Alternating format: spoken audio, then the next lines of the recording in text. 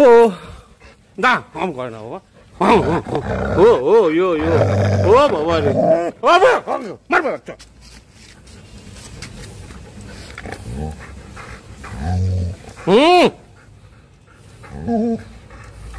আবার আম করে আবার আম করে আম করে না আম করে না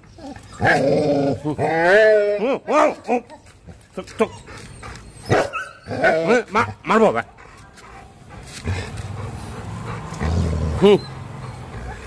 ঠিক আছে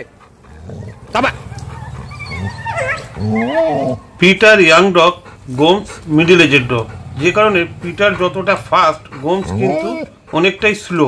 এই ব্ল্যাক বাচ্চাটারই গতবারে একটা ভিডিও আপলোড করেছিলাম। কি বে পিটার?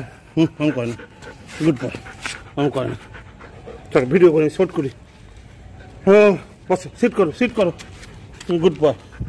গোমসকে কন্ট্রোল করতে রীতিমতো আমার দম বেরিয়ে গেছিল।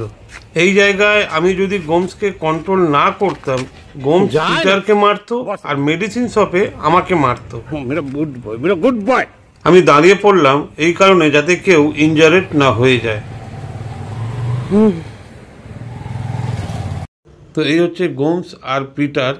এরকম ম্যাটিং যে হয় এটা আমার চোখে হামেশাই দেখতে পাই, কারণ আমি যখনই ডগদের খেতে দিতে বেরোই আমার এরিয়ার মধ্যে, তো তখন কি হয় এরকম আমি কোনো না ফিমেল বা মেল ডগের সঙ্গে ম্যাটিং হতে আমি দেখতেই পাই।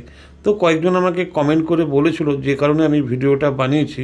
তো এটা একটা নেচারের সৃষ্টি, যখন ফিমেল ডগের সিজন হয় তখন কিন্তু মেল ডগ সেখানে পৌঁছে যায়, এবং সেখানে কি হয় মেল ডগ যেটা স্ট্রং থাকে সেই কিন্তু ম্যাটিং করার সুযোগ পায়, আর বাকি মেল ডগ কিন্তু ফিমেল ডগের পেছন পেছন ঘুরতে থাকে। তো অনেকের ধারণা এই সময় নাকি এরা এগ্রেসিভ হয়। তো আপনারা দেখতেই পাচ্ছেন